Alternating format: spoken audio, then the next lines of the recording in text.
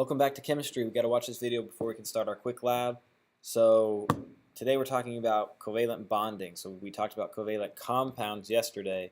Covalent compounds, remember, were compounds that combine two non-metals. Now when they combine, if you don't remember from yesterday, covalent compounds, they share electrons. So the example we used was like water H2O, dihydrogen monoxide. When hydrogen and oxygen come together, they share electrons. They both benefit from it, and they benefit from it through sharing electrons. Both elements fill their valence shells. So both elements will fill their valence shells. The reason I say valence shells instead of just they each get 8 electrons is because like hydrogen, remember hydrogen only has, it's just one s1, so it only has one energy level, and the first energy level is filled with just 2 electrons. So to fill its valence shell, hydrogen only needs 2 electrons, whereas most need 8. So most elements end up getting 8 electrons and filling their valence shells through the sharing of electrons via covalent compounds. So we're going to see today how to demonstrate the sharing of electrons through Lewis dot structures. So we'll start with an easy one. An easy covalent compound would just be oxygen gas or dioxygen, which is just 2 O's. So dioxygen, our prefix di, and then our element oxygen. So we have dioxygen right here, O2. How do we demonstrate how it's sharing electrons? Well, there's 2 O's, so that's our first thing we do is just draw 2 O's. O number 1, O number 2. And then we can draw their valence electrons. Now, when 2 elements combine, this is important, when 2 elements come together, all of their electrons, so in covalent compounds, all electrons get in pairs. So previously when we draw Lewis dot structures, you would go like 1, 2, 3, 4, and some electrons would be by themselves. Once they combine into a covalent compound, all the electrons are going to get together in pairs. So you're going to have pairs all the way around. So in covalent compounds, all electrons get in pairs. So let's see how we could draw oxygen's covalent compound and covalent bonding through Lewis dot structure. So if all electrons get in pairs, as I just stated, then oxygen has 6 total valence electrons. So let's draw those. 1, 2, 3, 4, 5, 6. 1, 2, 3, 4, 5, 6. So we've just drawn 2 separate oxygen Lewis dot structures, and they're very close together because they're going to bond together. Now to denote bonding when drawing a Lewis dot structure, to denote bonding, to show bonding we would draw a line between the 2 elements, and a line represents 2 bonding electrons. So a line between 2 elements in a Lewis dot structure represents 2 bonding electrons. For example, 2 oxygens, they need to bond, so these 2 electrons right here are going to bond together, and these 2 electrons right here are going to bond together just like that. The electrons that are closest together like this will bond together, and that line right here, this line represents 1, 2 electrons, this line represents 1, 2 electrons. And what this shows is that this oxygen right here is sharing 2 electrons with this oxygen, and this oxygen right here is sharing 2 electrons with this oxygen. So that's really cool stuff. Now, why is this important?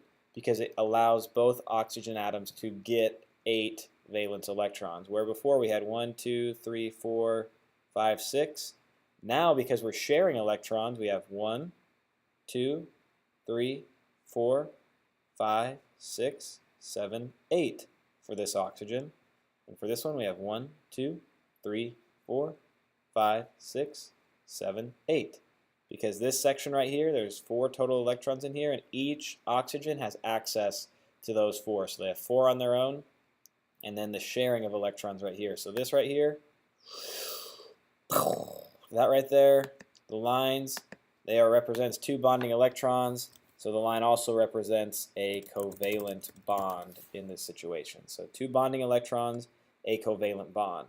Only other thing we need to find here, every time there's a lone pair, every time there's 2 electrons by themselves that aren't bonding, each one of these, those are called lone pairs of electrons. Electrons not involved in the bond are called lone pairs.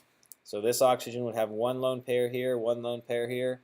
This oxygen would have one lone pair here and one lone pair here, for a total of 2 lone pairs on each oxygen and one set of 2 covalent bonds. So that is an example of how we would draw Lewis dot structures to represent an element like O2. Let me do one more example here. And the next example we'll do phosphorus trichloride. That's kind of a random one. We'll do phosphorus trichloride. So phosphorus trichloride, so PCl3 is what we're going to do. So the first thing you do is realize that you have various elements. So you have P right here. You have one P. And how many Cl's do you have? It's trichloride. So you have 3 Cl's. So you have to write all 3 Cl's. So you'd write Cl, Cl, and Cl. Then you know they're going to be bonded together, right? But first, let's draw our valence electrons. Chlorine has an odd number, so it is going to have one by itself. So it's going to be 1, 2, 3, 4, 5, 6, 7, because chlorine has 7 valence electrons. 1, 2, 3, 4, 5, 6, 7. 1, 2, 3, 4, 5, 6, and 7. Phosphorus has 5 valence electrons. So we'll go 1, 2, 3, 4, and 5, just like that. Because remember, when they're bonded together, they all want to find pairs. Now, how are we going to connect all these? Through a bond, right? 2 electrons, 1 electron from here, and 1 electron from here will come together. So the easiest way to do that is go from lonely one to lonely one, and then right here, and then right here.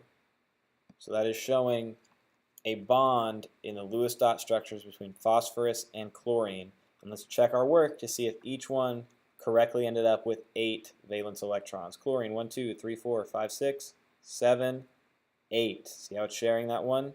So this line here, again, is a covalent bond and represents 1 electron here, 1 electron here, and sharing. 1, 2, 3, 4, 5, 6, 7, 8.